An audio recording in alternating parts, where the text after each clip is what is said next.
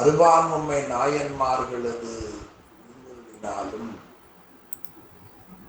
கச்சியப்ப முனிவர் அருளி செய்த பேரூர் புராணத்தை சிந்திக்கக்கூடிய மிகப்பெரிய சிவபுண்ணியத்தை நாம் அந்த புண்ணியத்தை கருணையோடு வழங்கியருடைய திருவருளையும் திருவருளையும் போற்றி கேட்டு சிவபுண்ணியம் பெறுகிற தொண்டர்களின் திருவடிகளையும் சிலமேல் கொண்டு மனமொழி மெய்களாலே வணங்கி வருகிறேன். நண்பர்களே, பேரூர் புராணத்தில அபயப்படலம் என்கிற பகுதியை சிந்திக்கிறோம். தேவர்கள் எல்லோரும் சிவபெருமானிடத்தில அபயம் புகுந்தனர். அப்பொழுது சிவபெருமான் என்ன குறை என்பதை தேவர்கள் சொல்ல கேட்கிறார். சூரபதமன் முதலிய அசுரர்களால் தேவர்களுக்கு மிகப்பெரிய இடையூறு வந்தது.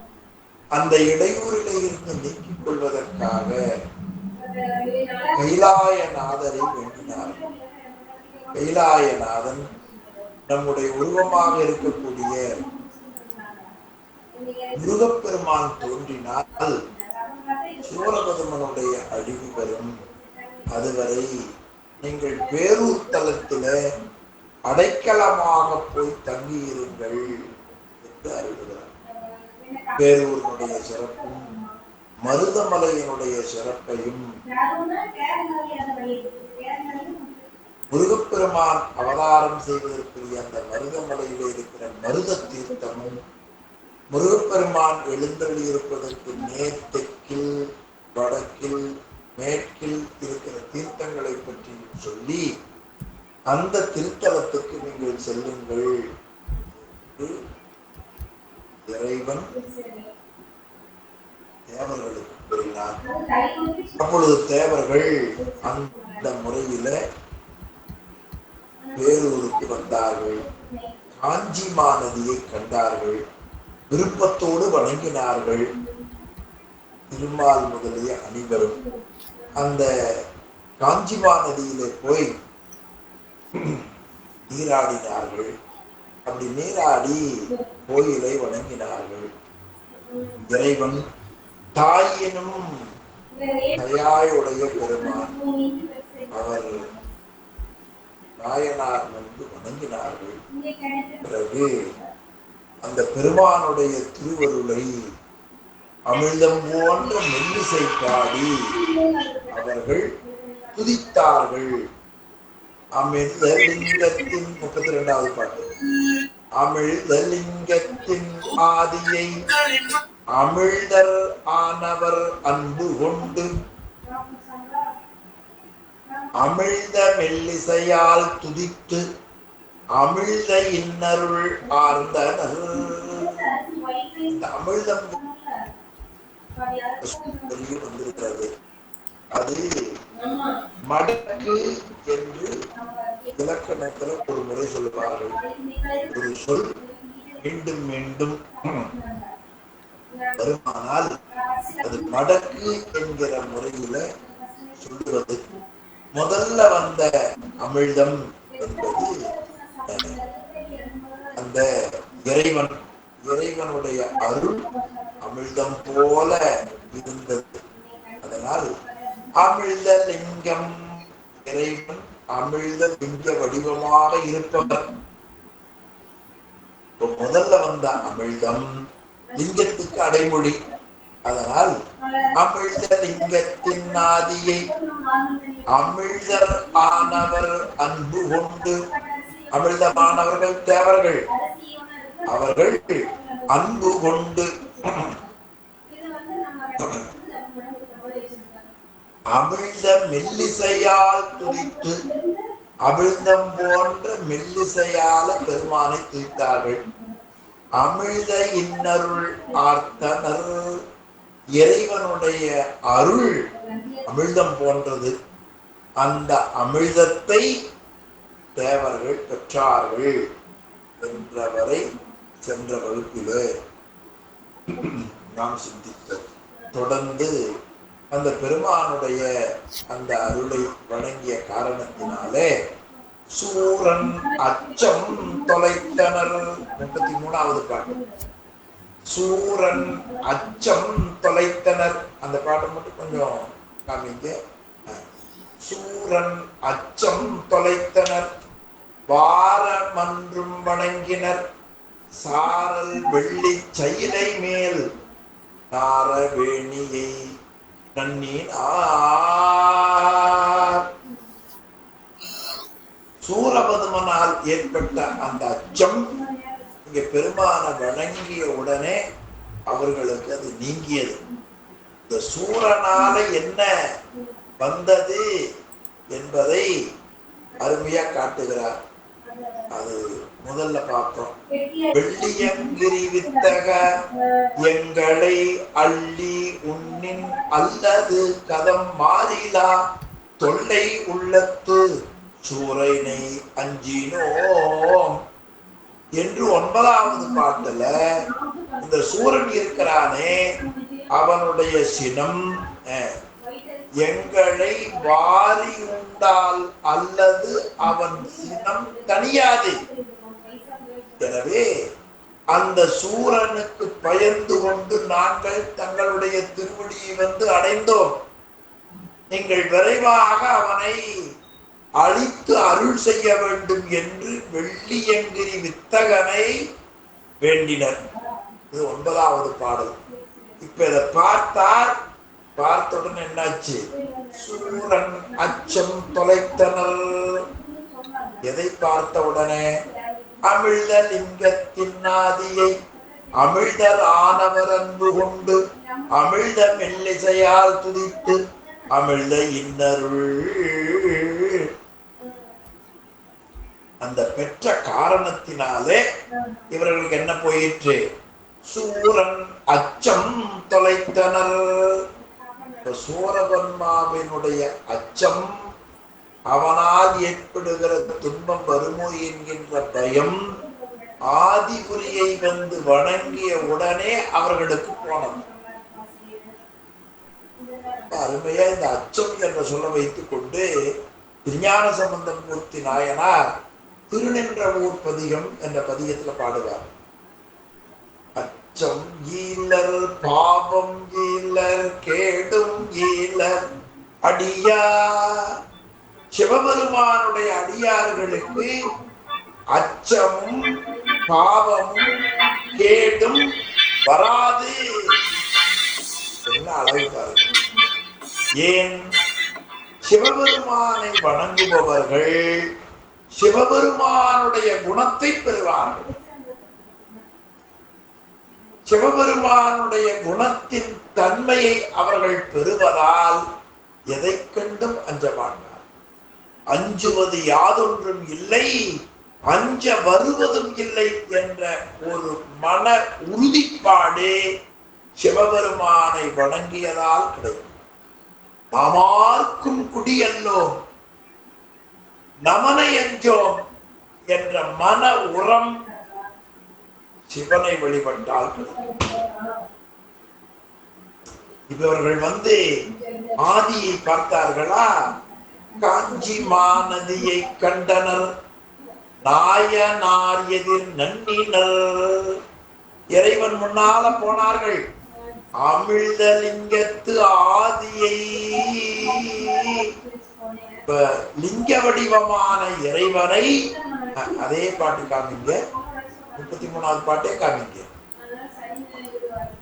ஆக அமிழ்தலிங்கத்து ஆதியை பார்த்தார்கள். அப்ப சிவபெருமானுடைய திருவடிவத்தை பக்தியோடு பார்த்து வணங்கினால் வணங்குபவர்களது அச்சம் தொலையும் என்பதை முனிவர் அளவுபட காட்டியது. இதே செய்திதான் திருநாவுக்கரசர் தேவாரத்திலேயும் ஞானசம்பந்தர் தேவாரத்தையும் எண்ணினோம்.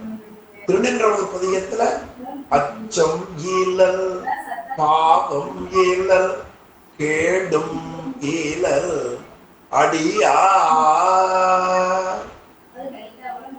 கொல்ல வந்த யானையை அதன் அறிவை மாற்றியது வழிபாடு. என்ன வழிபாடு செய்தார்? திருநாவுக்கரசு நாயனாரை கழுத்தளவு மண்ணில தோண்டி மண்ணை போட்டு மூடி மதங்கொண்ட யானையை விட்டு இடறச் செய்தார்கள். மதங்கொண்ட யானை வருகிற பொழுதே எல்லாத்தையும் அழித்து கொண்டு வருகிறது. பார்த்தாலே பயம். அப்பொழுது ஞானசம்பந்த திருநாவுக்கர சுவாமிகள் சிவபெருமானை தியானம் செய்து ஒரு பதிகம் பாடுகிறார். சுண்ணவன் சந்தன சாந்தும் சுடர்திங்க சூளாமணியும் வண்ண உரிவை உடையும் வளரும் பவள நிறமும் அண்ணல் அரண்முரன் ஏறும் அகலம் வளாய அறமும் திண்ணம் புனலும் திண்ணம் புனல கெடிலும் திண்ணம் கெடில புனலும் உடையார் ஒருவர் தமர் நான். இதுதான் நாவரசர் பாடிய தமிழ் மந்திரத்தின் முதல் பாடல். அந்த பாட்டு கேட்டு ஒருவர் தமர்னான் சொன்னார். யானையினுடைய மதம் அடங்கியது. ஞாபகம் வைத்துக் கொள்ள வேண்டும். சிவபெருமானை எந்த மொழியில் நீங்கள் தோத்தரித்தாலும் தோத்தரிப்பவருடைய அச்சம், பாவம், கேடு முற்றிலும் நீங்கும். இந்த உண்மையை முனிவர் பெருந்தகை தேவர்களுக்கு நடந்ததை சொல்லுகிறார். சூரன் அச்சம் தொலைத்தனர். வழிபாடு செய்வதில் நமக்கு இருக்கிற பயம் போக வேண்டும். வாரம் அந்த திருநாவுக்கரசரை முடிச்சிருவோம். யானையினுடைய மதம் அடங்கியது மட்டுமல்லாமல்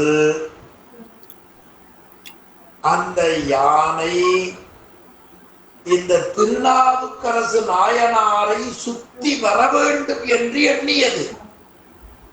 யாரும் சொல்லல. யானைப்பாகல ஓடிட்ட மதம் பார்த்து நாவுக்கரசரை என்ன செய்ய வேண்டும்? சுற்றி வர வேண்டும் என்று எண்ணியது. இரண்டாயிற்றா? மூணாவது திருநாவுக்கரசரை அவ்வளவு பெரிய உருவம் கீழே விழுந்து வணங்கியது. இறைவனுடைய பொருள் சேர் புகழுக்கும் அந்த பொருள் சேர் புகழை தமிழ் மந்திரத்தால் கூறியதற்கும் என்ன ஒரு ஆற்றல் என்று நாம் எண்ண வேண்டும். சூரன் அச்சம் தொலைத்தனர். அவங்களுக்கு பயம் போயிடுச்சு. அடுத்து வாரமன்றும் வணங்கினர். அன்போடு வெள்ளிமலையிலே இருக்கிற அந்த மன்றத்தை தேவர்கள் வழிபட்டார். சாரல் வெள்ளி செயல மேல் நாரவேணியை நன்னினர். அந்த வெள்ளிமலையின் மேலே விற்றிருக்கக்கூடிய கங்கை சடையில் வைத்த இறைவனை நன்னினர். அவங்க பக்கமா போய் சேர்ந்தார்கள். அப்படி இறைவனை பார்க்கிறார்கள். அவர்தான் கருணாமூர்த்தி, உயிர்களின் அச்சத்தை நீக்குபவர், உயிர்களின் பிறவி புண்ணியை நீக்குபவர். அவரை பார்த்த உடனே சொல்லலாத மகிழ்ச்சி. இன்றைக்கும் கொங்கு நாட்டில மருதமலைக்கோ அல்லது பேரூருக்கோ பழனிமலைக்கோ போனவர்கள் அந்த முருகப்பெருமான் உருவத்தை பார்த்த உடனே பிராக்ஷன் ஆஃப் செகண்ட் எல்லா பக்தர்களும் தன்னை மறந்து முருகா.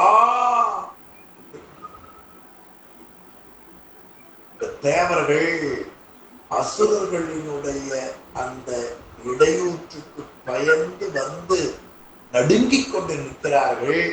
சுவாமியை பார்த்தாங்க. கண்டு கண்கள் கலுழ்ந்தனர். சுவாமியினுடைய அந்த அருமையான உருவத்தை பார்க்கிறார். திருமுறைகள்ல இறைவனுடைய திருவுருவம் அருமையாக காட்டப்படுகிறது. இந்த உருவத்துக்கென்றே ஒரு தாண்டகம் பாடுகிறார் திருநாவுக்கரசர். அது இறைவனுடைய திரு உரு திருத்தாண்டகம் என்றதற்கு பெயர். அதனுடைய உருவம் தெரிகிறது. படை மலிந்த மழுவாழும் மானும் தோன்றும், 12 கையுடைய பிள்ளை தோன்றும், நடைமலிந்த விடையோடு கொடியும் தோன்றும், நான்மறையின் ஒலி தோன்றும், நயனம் தோன்றும், உடைமலிந்த கோவணமும் கீழும் தோன்றும், ஊரல் வெண் சிரமாலை உலாவி தோன்றும் என்று அருமையான திருப்பதிகள். அந்த இறைவனுடைய உருவத்தை பார்த்தார்கள். கண்டு கண்கள் கழுழ்ந்தனர். அப்படியே ஆனந்த கண்ணீர் விட்டு நிற்கிறார். சூரபதுமனை பார்த்த பொழுது அவன் கொடுமை தாங்க முடியாமல் அழுதார்கள். சிவபெருமான் வெள்ளி மன்றத்தை பார்த்த பொழுது ஆனந்தத்தால் அழுதார்.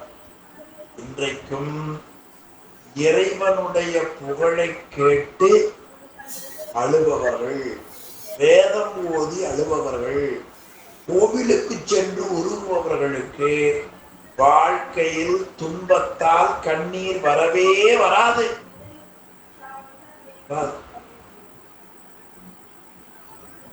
அதனால் கண்டு கண்கள் கழுழ்ந்தனர், தண்டன தரை விழுந்தனர். அடியற்ற மரம் போல கீழே சுவாமி முன்னாட விழுந்தார். அது 34வது பாட்டுக்கானது. தண்டன தரை விழுந்தனர். மரத்தண்டு போல ஒரு கட்டை கீழே விழுந்தா எப்படியோ அப்படி விழுந்தார். எவ்வளவு மனம் ஒன்றி இருப்பார்கள் என்று எண்ணி பாருங்கள். இந்த 34வது பாட்டை மட்டும் கொஞ்சம் பக்கமா காணும். தண்டன தரை விழுந்தனர், கொண்ட அன்பில் குனித்தனர். அதாவது அன்பினுடைய மீதூர்ந்த மகிழ்ச்சியால் ஆனந்தத்தோடு துள்ளி குதித்தார்கள். அண்ட கா அண்ட கா அண்ட கா என்று அரற்றினர். அண்டன் அண்டங்களுக்கெல்லாம் தலைவனாக இருப்பவன், தேவர்களுக்கெல்லாம் தலைவனாக இருப்பவன். எனவே அண்டங்களின் தலைவனாக இருக்கக்கூடிய இறைவா, அண்டம் கடந்த பொருள், அளவில்லதோர் ஆனந்த வெள்ள பொருள், பண்டும் இன்றும் என்றும் உள்ள பொருளாகிய தேவனை கா எங்களை பாதுகாப்பீர்களாக, எங்களை பாதுகாப்பீர்களாக என்று அரற்றினர். அரற்றுதல் ஓலமிட்டனர்.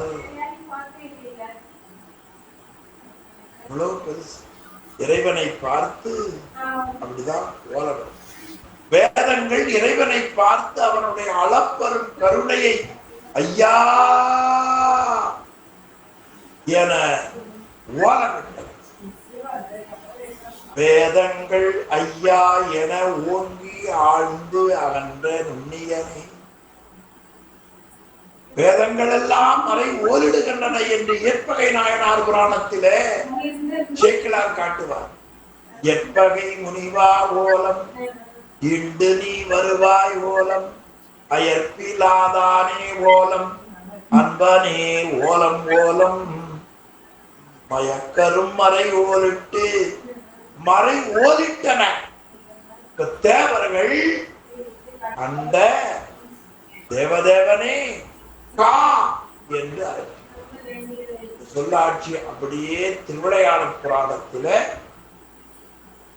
சோமாவார விரதத்தை கடைபிடிப்பவர்கள் எந்த முறையில் கடைபிடிக்க வேண்டும் என்று 2-3 பாடல்கள்ல பரஞ்சோதியார் காட்டி அந்த சுவாமிக்கு அபிஷேகம் பண்ணி சுவாமி முன்னால நின்று, பெருமானே அடியனேன் நாளுக்கு நாள் செய்கிற குற்றங்கள் மிகுதியாகிக் கொண்டே போகின்றன, நஞ்சை உண்டு தேவர்களை காத்ததைப் போல என் குற்றங்களை பொறுத்து நீ என்னை காப்பாற்றி அருள வேண்டும். அது ஒரு வரி மட்டும் சொல்லுகிறேன். படி எழுதல் அறிய நங்கை வங்கனே காத்தி. இந்த காத்தின்னு முடிச்சா கா என முடிச்சா, காணா காப்பாற்றுவீர்களாக, காவாய் கனக திரளே போற்றி, காவாய் என்னை காப்பாற்றுவீர்களாக என்று திருத்தாண்டகத்திலே அப்பர் பெருமான் அருளுகிறார். நாம நவகிரகத்தை சுத்திட்டு காப்பாற்றுவேன் கேட்கிறோம், அந்த அளவு நமக்கு பரவாயில்லை. ஆனாலும் சிவபெருமானை வலமாக வந்து காவாய் என்று ஓலமிட வேண்டும். அந்த ஓலம்தான் ரொம்ப அருமையான ஒன்று. இந்த திருமாலும் நான்முகனும் அன்போடு இறைவனை வழிபட்டிருக்கலாம். ஆனால் தனக்குள் யார் பெரியவர் என்று எண்ணம் வந்தது. அந்த தனக்குள் யார் பெரியவர் என்று எண்ணம் வந்தாலே அதுல திருவள் விளங்காது. அதனால சேர்ந்தனார் திருப்பல்லாண்டில ஒரு பாடல்ல புரந்தரன் மால் அயன் பூசலிட்டு ஓலமிட்டு இன்னும் புகழறிதா. இது நம்ம வாழ்க்கையை எடுத்துக்கலாம், குடும்பத்தை எடுத்துக்கலாம், ஊரை எடுத்துக்கலாம், நாம சார்ந்து இருக்கிற இயக்கத்தை எடுக்கலாம். இதுல என்ன வரக்கூடாது? பூசல் வரக்கூடிய ஒரு சூழலில் நாம் சிக்கி பிறப்பை நாசமாக்கி விடக்கூடாது. எண்ணுவோம், அதுக்கு மேல நடந்தால் எல்லாம் வல்ல பரம்பொருளே உன்னுடைய ஆணை, தாங்கள் திருமுன்பு இதை இயக்குகிறீர்கள் என்று அமைதி அடைந்து மறுதலையாயிருப்பவர்கள் மீது நாம் குற்றம் பாராட்டாமல் அவர்களோடு பழகுவதுதான் சிறப்பு. ஏன்னா நாம இயக்கி அவங்க இயங்கிறதில்லை, அவர் செய்த வினைக்கு ஏற்ப அவர் இறைவன் அவர்களுக்கு செய்து கொண்டிருக்கிறார். எனவே புரந்தரன் மாலையன் பூசலிட்டு ஓலமிட்டு, அவர்கள் ஓலமிட்டார்கள், சிவபெருமான் ஓலமிட்டார். யாரிடத்துல? இயற்கை நாயனாரிடம். அந்த கருத்தை இதெல்லாம் எண்ணி பார்க்க வேண்டும். ஆக தேவர்கள் எல்லோரும் தேவதேவனே கா என்னை, எங்களை காப்பாற்றுவீர்களாக, எங்களை காப்பாற்றுவீர்களாக என்று அரற்றினர். அதன் பிறகு நல்ல காஞ்சி நதிக்கரையை 35வது பாட்டு. நல்ல காஞ்சி நதிக்கரை எல்லை முற்றும் இருக்கை கொண்டு ஒல்லி லிங்கம் உரத்தடி. இந்த காஞ்சி ஆற்றினுடைய கரை முழுவதும் சிவலிங்கங்கள் நிறைய இருக்கு. அந்த கரையில சிவலிங்கத்தை பதிட்டை செய்து அவற்றை தழுவி பூசை செய்தார்கள். எல்லை முற்றும் இருக்கை கொண்டு ஒல்லி லிங்கம் உற தளி வல்ல பூசனை வயக்குவா. இந்த தேவர்கள் எல்லாம் அந்த காஞ்சி ஆற்றல் கரையில 2 கரைகளிலேயும் சிவலிங்கத்தை பதிற்று செய்தார்கள். அவர்களுக்கு ஒரு சிவலிங்கத்தை அமைத்தார்கள். பிறகு அந்த திருமேனியை தொட்டு தழுவி என்பது தொட்டு, உரத்தளி அதை தழுவி வல்ல பூசனை வயக்குவார் சிவபூஜையை தொடங்கினார்கள். அப்படி சிவபூஜை செய்கிற பொழுது இப்ப சில இடங்கள்ல சில திருக்கூட்டத்தினர் சிவபூஜை காட்சி என்று நடத்துகிறார்கள். அன்பர்கள் நாம் ஓதக்கூடிய மந்திரத்துக்கு சொல்ல உரிமை வாங்குவதற்கு மந்திர அதிகாரம் என்று பெயர். பிறகு ஒரு திருமேனியை வைத்து அந்த திருமேனிக்கு நீராட்டி இலையும் பூவும் சூட்டி அர்ச்சனை செய்வதற்கு அர்ச்சனை உரிமம், அர்ச்சனா அதிகாரம் பெயர். இந்த மந்திர அதிகாரம் எதுல கொடுக்கப்படும் என்றால் பக்குவமுடைய ஆன்மாக்களுக்கு சமய தீக்கை பெறுகிற பொழுது கொடுக்கப்படும். அர்ச்சனா அதிகாரம் என்பது விசேட தீக்கை பெறுகிற பொழுது அவர்களுக்கு கொடுக்கப்படும். இது நம்முடைய சாஸ்திர நூல்களிலே தெளிவுபட காட்டப்படுகிறது. அர்ச்சனா அதிகாரம், அதுக்கு முன்னால மந்திர அதிகாரம். இது கொஞ்சம் விளக்கமா வேணும்னா சிவப்பிரகாசத்துல 9வது பாடல்ல உமாபதி சிவம் அந்த பகுதியை காட்டுகிறார். இவர்கள் அந்த திருமேனியை தீண்டி வழிபாடு செய்வதற்குரிய தகுதியை பெற்றிருந்திருக்கிறார்கள். அதனால் வல்ல பூசனை வயக்குவார் அந்த மாதிரி விசேடத்தைக்கு வாங்கியவர்கள் சில மாநாடு தொடங்குற பொழுது சில திருக்கோவில்கள்ல அடியார்கள் வரிசையை அமைத்து கொண்டு அவங்க ஆன்மார்த்த மூர்த்தி எடுத்து வைத்துக் கொண்டு சிவபூஜை செய்வார்கள். அப்படி செய்கிற பொழுது யார் யார் எங்கெங்க அந்த மாநாட்டு நடத்துவர் ஒரு பக்கம், அதுல உபதேசம் பண்றது ஒரு பக்கம் வரிசையா இருப்பார்கள். அது மாதிரி காஞ்சிமா நதிக்கரையிலே சிவலிங்கம் பதிற்றை செய்து அதை தழுவி வல்ல முறையில பூஜை நடத்தினார்கள். யார் யார் எப்படி பூஜை செய்தார் என்பதை 36வது திருப்பாடலிலே பரஞ்சோதி முனிவர் காட்டுகிறார். நல்ல பாட்டு. 36வது பாடலை காமிங்க.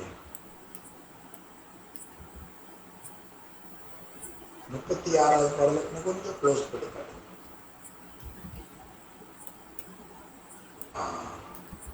நாரணன் ஒருபால் பூசை நடத்தினான்.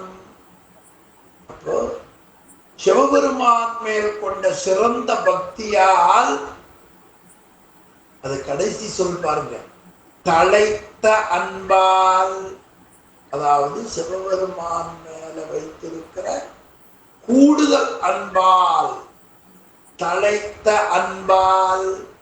யார் மேல தழைத்த அன்பு? சிவபரம்பொருள் மேல் வைத்த அன்பு. அந்த அன்பால் நாரணன் திருமால் ஒருபால் பூசை நடத்தினான். திருமால் ஒரு பக்கத்துல வழிபாடு செய்தார். அடுத்து நளினம் மேய ஆரணன் ஒருபால் பூசை அமைத்தனோ. நளினம் மேய ஆரணன், நளினம் என்பது தாமரை மலரை குறிக்கும். அந்த நளினத்தில் தாமரையில் வாழக்கூடிய ஆரணன். ஆரணம் என்பது வேதம் பேர். வேதங்களை நன்கு கற்று வேதத்தில் கூறப்பட்ட முறையில் படைத்தல் தொழிலை செய்யக்கூடிய தலைவர் பிரம்மா. அதனால அதுக்கு என்னென்ன பேரு? ஆரணன் என்று காட்டுகிறார். நளினம் மேய ஆரணன் ஒருபால் பூசை அமைத்தனன். ஒரு பக்கம் திருமால், இன்னொரு பக்கம் பிரம்மா. அடுத்து அவிரும் வெள்ளை வாரணன் ஒருபால் பூசை வளர்த்தனன். வெள்ளை வாரணம் காலத்துல தமிழகத்துல பல பேர் வெள்ளை வாரணம் என்று பெயர் வச்சுக்கொண்டார். 12 திருமுறைகளினுடைய வரலாற்றை எழுதிய மிகப்பெரிய ஆராய்ச்சியாளர் பேராசிரியர் தா மா வெள்ளை வாரணம்னு பேர். அவருடைய முன்னெழுத்து தா மா வெள்ளை வாரணம். அவர்கள் எழுதியது 12 திருமுறை உரைநடையில 12 திருமுறை வரலாறு. கட்டாயம் எங்காவது வாய்ப்பு அமைகிற பொழுது அந்த நூலை வாங்கி படிக்க வேண்டும்.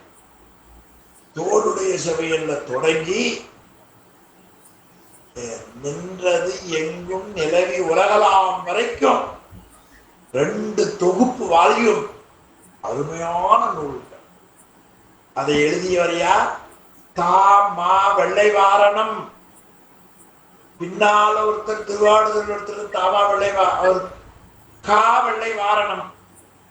தாமா வெள்ளை வாரணம் ஒருத்தர் இருந்தார், கா வெள்ளை வாரணம் என்று ஒருத்தர் இருந்தார்.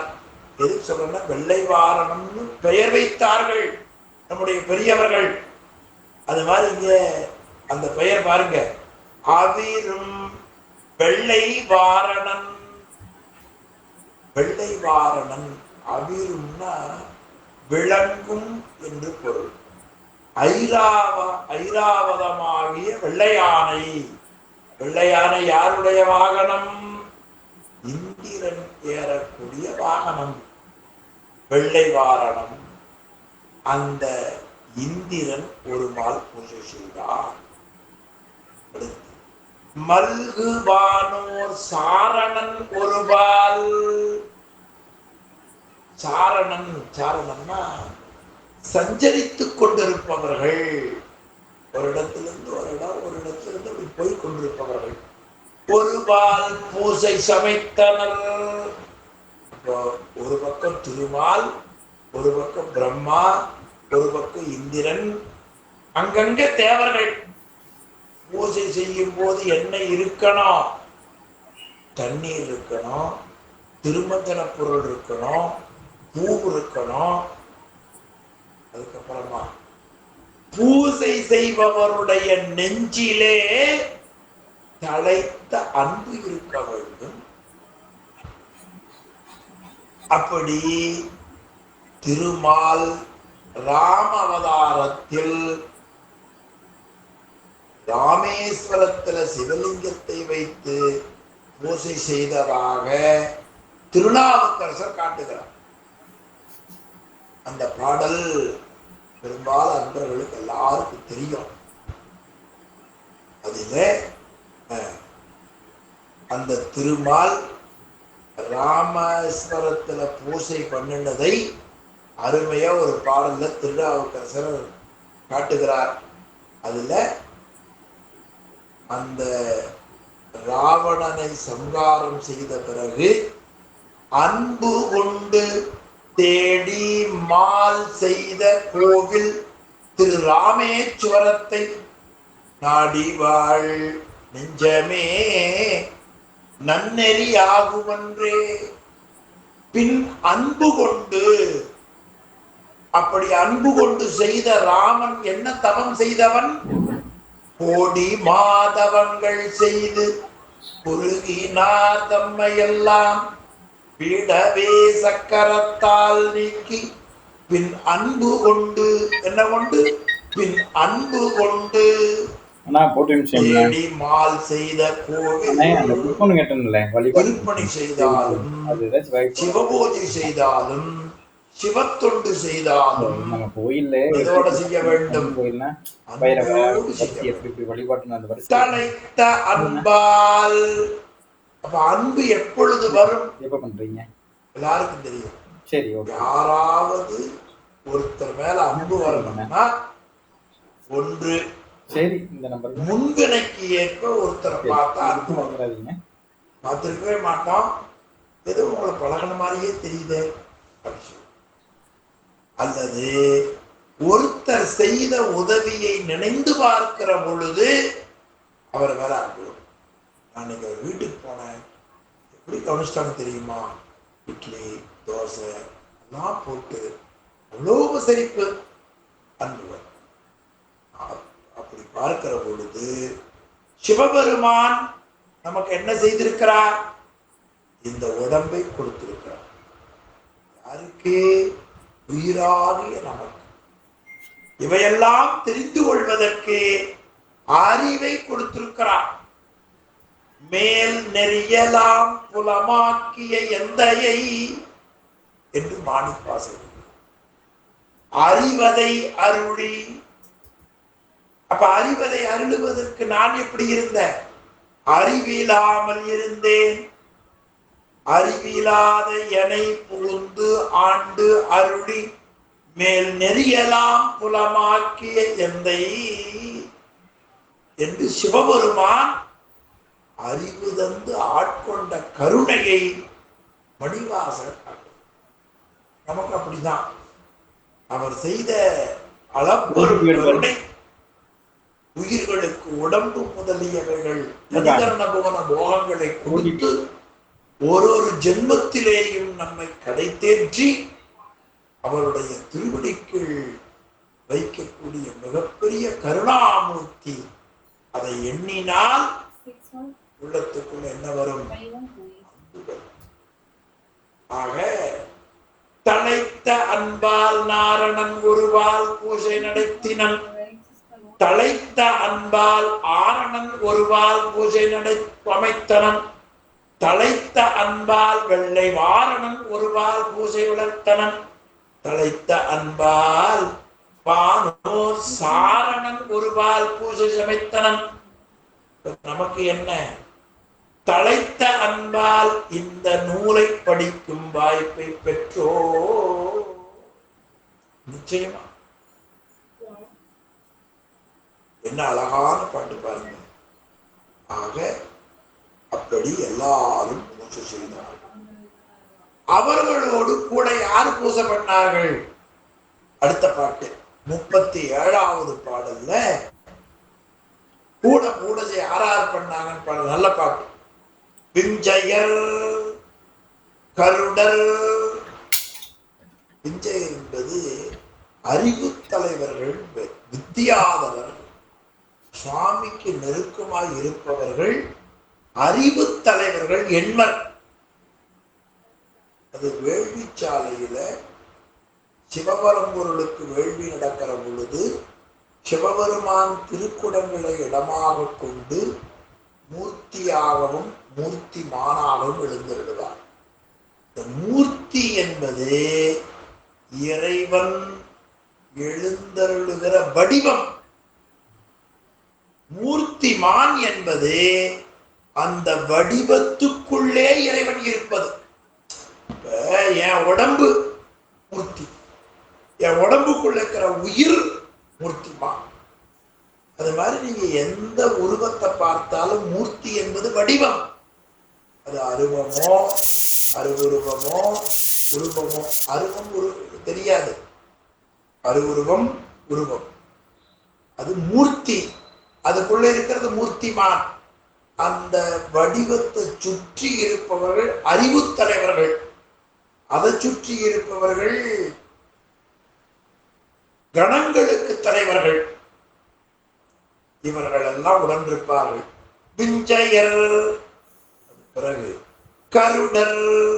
கருடர் வீணை வித்தகர். வீணை வித்தகர்னா அதாவது இறைவனுக்கு வேண்டிய அந்த நல்ல பாடல்களை பாடிக்கொண்டிருப்பவர்கள் கந்தர்வர்கள் என்று பெயர். வீணை வித்தகர். யோகியர், நல்ல யோகத்தால பரம்பொருளை வணங்கி கொண்டிருப்பவர்கள். சித்தர்கள், பலவிதமான சித்து கைவரப்பற்றும் கூட அந்த சித்தால பயனில்லை, சித்தாகிய சிவத்தை சேர வேண்டும் என்று எண்ணி வழிபடுபவர்கள் சித்தர்கள். அஞ்சையும் அடக்கும் ஆண்மை அருந்தவ முனிவர். அருமையான வேலைங்க. அஞ்சு அடக்கியவர்கள், ஐந்து பொறிகள், மெய்வாய்க்கண் செவி மூக்கு என்று சொல்லக்கூடிய ஐந்து பொறிகளையும் அடக்கிய வீரத்தை உடையவர்கள், ஆண்மையை உடையவர்கள். உலகத்திலேயே ரொம்ப கஷ்டமானது இந்த ஐம்பொறி அடக்குதல். ஒரு பெரிய மன்னவன் 4 வகை படைகளை கொண்டு, தேர்ப்படை, யானைப்படை, குதிரைப்படை, காலாட்படை, இவைகளை எல்லாம் கொண்டு தன் புஜபல பராக்கிரமத்தால் 8 திசைகளிலேயும் வெல்லலாம். ஆனால் தனக்குள் இருக்கிற 5 புலன்களை வெல்ல முடியும். வெற்றி கொள்ள முடியாது. எனக்கு முடியல. அப்ப எப்படி வெல்லலாம்? சிவபெருமானுடைய திருவருள் ஆணையால் வெல்லலாம். அதனால் ஒரு பழமொழி சொன்னாங்க, துறவிக்கு வேந்தன் துரும்பு என்று. அஞ்சையும் அடக்கும் ஆண்மை அருந்தவ முனிவர் யாரும். அப்படி அந்த முனிவர்கள் நெஞ்சிடை உறுதி அன்பில் நிறையோடு. உள்ளத்தில், நெஞ்சம்னா உள்ளம், உள்ளத்தில் அதாவது உண்டான அன்பின் நிறைவோடு, அந்த மனமகிழ்ச்சியோடு, மன திருப்தியோடு வேறு வேறாக இருந்து தம் செயலை அடக்கி. ரொம்ப முக்கியம். பூஜை பண்ணுகிற பொழுது நான் பூ எடுத்துட்டு வந்தேன், நான் சாமி எடுத்து வச்சேன், நான் அபிஷேகம் பண்ணேன், இன்னைக்கு பால் அபிஷேகம் பண்ணேன், இன்னைக்கு பஞ்சாமிர்தம் பண்ணேன் என்று எண்ணக்கூடாது. சுவாமி இன்னைக்கு பூ எடுக்க வைத்தார், சுவாமி இன்னைக்கு பூஜை பண்ண வைத்தார், இன்னைக்கு வழிபட செய்வதற்குரிய வாய்ப்பை கொடுத்தார் என்று எண்ண வேண்டும். நான் செய்தால் என்றால் அது தம் செயல். சிவபெருமான் செய்விக்க செய்கிறோம் என்பது ஈசன் செயல். ரொம்ப அருமையான பகுதிக்கு இந்த இடம். போற போக்குல முனிவர் பெருந்தகை அருளி செய்தார். தம் செயல் அடங்க. நாம செய்யறோம், நாம பூஜை பண்றோம் நடந்துடக்கூடாது. இப்ப நீங்க கோவிலுக்கு சிவபெருமானுக்கு ஒரு மாலை கட்டிட்டு போறீங்க. சிவபெருமானுக்கு ஒரு கோவிலுக்கு மாலை அல்லது ஒரு மாலை வாங்கிட்டு போறீங்க, அழகான மாலை. கோவிலுக்கு போன போது ஏதாவது பூ கொண்டு போகணும்னு ஒரு ஒழுங்கு. அப்படி போகிற பொழுது அந்த மாலையை கொண்டுட்டு போய் காசு கொடுத்து வாங்கி அல்லது நீங்களே கட்டி கொண்டு போறீங்க. அங்க கோவில்ல இருக்கிற அந்த பூசகர் அர்ச்சகர் இடத்துல கொடுத்து விட்டால் அது சிவபெருமானுக்கு. பிறகு அந்த திருவேணியில ஒரு மாலை, அந்த மாலை போடுற பொழுது சிவத்தை அடைந்ததால் மாலை அழகடைந்தது. அது சிவபெருமானுக்கு சொந்தமானது. நான் கட்டிட்டு போன மாலை நல்லா இருக்குதா, நான் போட்ட பூ நல்லா இருக்குதா என்று எண்ணினால் ஒன்னும் தப்பில்லை, உரிய பலன் கிடைக்கும். ஒன்னும் தப்பில்லைங்க, உரிய பலன் கிடைக்கும். கொடுத்த உடனே அது போச்சு. புராணத்துல காமிக்கிறார். மனைவியை கேட்டார், கொடுத்தார். மனைவி என்கிற சிந்தனையை மாற்றிக்கொண்டார். பார்க்கிலான் போனான், திரும்பி கூட பார்க்கல. அதான் தம் செயல் அடங்க. இந்த தொடர் சரியா சொன்னா, அவனே தானேயாகிய அந்நெறி. இதுதான் ஈசன் தனிச்செயல். ஆன்மா யான் என்ற பற்றும் எனது என்ற புறப்பற்று. இந்த ரெண்டுக்கு வாசனாமலம்னு பேர். அது திரிபுடை ஞானம் என்று சொல்லப்படும். சித்தாந்தத்துல காண்பான், காட்சி, காணப்படும் பொருள், இந்த ரெண்டும் இன்றி தம் செயல் அடங்க ஈசன் தனிச்செயல் பூசை அப்படின்னா தாம் செய்கிறோம் என்கிற உணர்வு இன்றி இறைவன் செய்விக்க செய்கிறோம் என்று எண்ணி தேவர்கள் மற்றையவர்கள் பூசித்தார்கள். அதுல விஐபி லிஸ்ட் 36வது பாட்டுல நாரணன், ஆரணன், வாரணன் தேவர்கள். அதுக்கப்புறம் இன்னும் கொஞ்சம் பேர் வெஞ்சையர், கருடர், வீணை வித்தகர், யோகர், சித்தர், அஞ்சையும் அடக்கும் ஆண்மை அருந்தவ முனிவர் யாரும் எல்லாரும் நெஞ்சிடை உறுதி அன்பில் நிறைவோடு. அப்ப மனதுக்குள்ள சிவத்தை பேணின் தவத்திற்கு அழகு என்ற உறுதியோடு அன்பின் நிறைவோடு அவரவர்களுக்கு என்ன முடியுமோ அந்த அன்பின் நிறைவோடு வேறு வேறாக இருந்து. ரொம்ப அருமையான கருத்து. மாணிக்க வாசகர் சிரிப்பார், கழிப்பார், தேனிப்பார், வெவ்வேறு இருந்து உன் திருநாமம் தரிப்பார். அங்க வெவ்வேறு இருந்து சொன்னார் இல்லைங்களா, அந்த சொல்தான் வேறு வேறு வேறு வேறாக இருந்து பூசை செய்கிற பொழுது, அஞ்செழுத்து சொல்லுகிற பொழுது தனித்தனியாக அமைந்துக்கும். தேவாரம் படிக்கிற பொழுது, பெரிய புராணம் கேட்கிற பொழுது, வேறு புராணம் படிக்கிற பொழுது இதுல இணைஞ்சிக்கணும். அந்த புராணம் கேட்பதிலேயும் பூஜை செய்வதிலேயும் அன்பின் நிறைவோடு அந்த மனமகிழ்ச்சி அன்பு இருக்க வேண்டும். வேறு வேறு தம் செயல் அடங்க ஈசன் தனிச்செயல் பூசை செய்தார். திருவந்தியார்ல நம் செயல் அற்று நாம் அற்றபின் நாதன் தன் செயல்தானே என்று உந்தி பெற, நம் செயலும் நாமும் அற்று பூசிப்பதுதான் பேரானந்த பெருவாழ்வை முழுமையாகும். இவர்கள் பூசித்த பகுதியில அவர்கள் உள்ள கடக்கையை ஆசிரியர் பெருமகனார் முனிவர் பெருந்தகை அருமையாக பதிவு செய்திருக்கிறார். ரொம்ப முக்கியமானது வேறு வேறு தம் செயல் அடங்க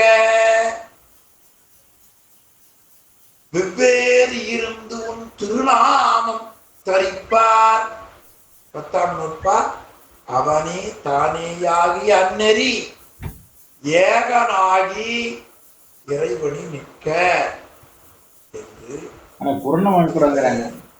அந்த திரிபுடை ஞானம் சிவத்தில் அழுந்துதல் தான் இந்த பகுதியிலே முனிவர் காட்டியிருக்கிற உயர்ந்த நிலை. ஆன்மா இறைவனோடு கலந்த நிலைக்கு அத்துவத நிலையும் பேர். அந்த அத்துவதம் முத்தியில ஆன்மா இறைவனோடு எப்படி கலந்திருக்கும் என்பதற்கு சிவஞான முனிவர் ஒரு 20 மேற்கோள் காட்டி, அதெல்லாம் கலப்பல்ல, அது பெற்றத்தில் எப்படி ஆன்மா ஆணவ மலத்தோடு அடங்கி கிடந்ததோ, அது கட்டு நிலையில ஆன்மா முன்னிலைப்படுத்தி இறைவன் உள்ளிருக்க, இறைவன் தெரியாம ஆன்மா வெளியில வெளியே இருப்பார்கள். முத்தி நிலையில இறைவன் தெரிவார், ஆன்மா அதுக்குள்ள அடங்கி இருக்கும். கட்டு நிலையில ஆன்மா தெரியும், ஆன்மாவுக்குள்ளே இருந்து இறைவன் மறைந்திருந்து ஆன்மாவை செலுத்தி கொண்டிருப்பான்.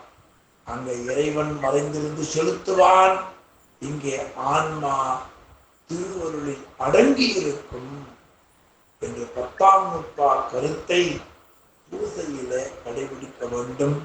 அதை தேவர்கள் செய்ததாக அருமையாக காட்டுகிறார். வேறு வேறுதம் செயல் அடங்க ஈசன் தனிச்செயல் தனிச்செயல் புரிந்தார்.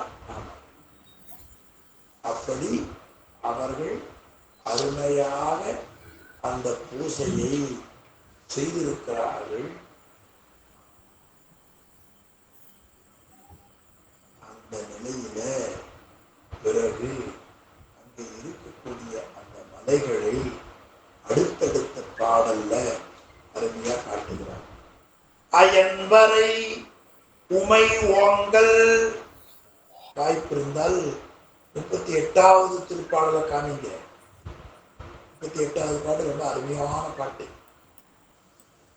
அயன்வரை உமை ஓங்கல் அவிர் ஒளி வெள்ளி வெட்பு புயல் நிகர்மேனி செல்வன் பொறுப்பு புயர் மருத குன்று என்று இயலும் 5 அடுக்கல் மாட்டும் இரும்புணல் தீர்த்தம் தோறும் பயம் அருள் இறைவனார் தம் மலர் அடி பூசித்தாரால். அயன் அதாவது மலை என்ற சொல்ல வரை என்றும் ஓங்கல் என்றும் வெற்பு என்றும் பொறுப்பு என்றும் குன்று என்றும் இப்படி இலக்கியத்தில் மலைக்கு இந்த சொற்களால் சொல்லுவார்கள். ஒரு மலையை சொல்லணும்னா வரை என்றாலும் ஓங்கல் என்றாலும் வெற்பென்றாலும் பொறுப்பென்றாலும் குன்று என்றாலும் மலையைத்தான் குறிக்கும். அந்த சொல் முழுவதையும் ஒரு பாட்டில் கச்சியப்ப முனிவர் பயன்படுத்தி இருக்கிறார். பாருங்க, அயன் வரை அப்படின்னா பிரம்மா மலை. அயன்னா பிரம்மா, வரைனா மலை. உமை ஓங்கல், இந்த பிரம்மா மலைதான் ஐயாசாமி மலை என்று பேரூருக்கு தீர்த்திபாளையத்திற்கு அழைக்கப்பெறுகிறது. அது பிரம்மன் மலை. உமை ஓங்கல், உமை ஓங்கல் என்பது அம்மா, ஓங்கல் என்பது மலையை குறிப்பது. அம்மா, அம்மை மலை.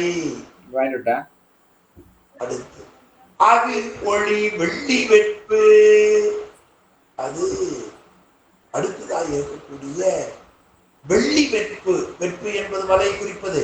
வெள்ளி மலை. புயல் நிகர் மேனி செல்வன் பொறுப்பு. புயல்னா மேகம், மேகத்தை போன்ற உருவத்தை உடைய திருமால் மலை என்று ஒரு மலை. அடுத்து உயர் மருத குன்று, மருதமலை. இயலும் 5 அடுக்கல் மாட்டும், 5 அடுக்கல், 5 மலை. இரும்புணல் தீர்த்தம் தோறும், இரும்புணல் நல்ல அந்த பெரிய தீர்த்தம். பயம் அருள் இறைவனா, இறைவனுடைய தாமரை போன்ற மலரடிகளை மலரடி பூசித்தாரால்.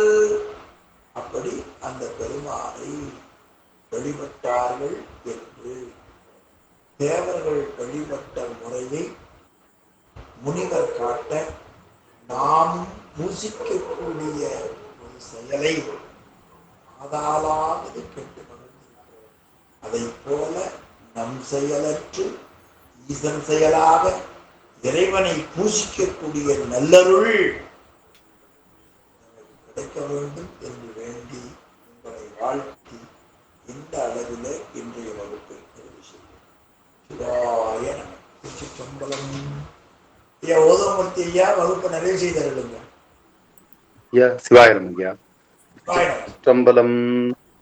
மாமரை முனிவர் வாழ்க மரகத வல்லியோடும் பாமலி புலவர் போற்றும் பட்டிநாயகனார் வாழ்க. காமரு வெள்ளி மன்றுள் கண்ணுதல் நடனம் வாழ்க. கோமனு நீதி வாழ்க குவலயம் முழுதும் வாழ்க. கோமனு நீதி வாழ்க குவலயம் முழுதும் வாழ்க வாழ்க.